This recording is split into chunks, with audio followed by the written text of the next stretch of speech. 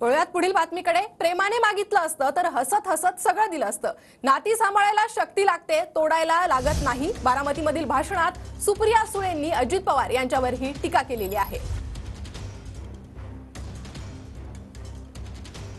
या जागेमध्ये आपली नेहमी इथे सांगता सभा होते, पण यावेळी सांगता सभेसाठी दुसऱ्यांनी बुकिंग केलेलं आहे, त्याच्यामुळे आपल्याला जागा बदलावी लागते। प्रेमाने मागितलं असतं तर राजी खुशी सगळं दिलं असतं, कारण का मी सत्तेमध्ये पैशामध्ये फारशी अडकत नाही। लागतं काय हो आयुष्यामध्ये, लागतात आयुष्यात जगताना फक्त नाती। अति तुम्ही सुख असू दे किंवा दुःख असू दे, आणि नाती तोडायला ताकद लागत नाही, नाती जपायला ताकद लागते।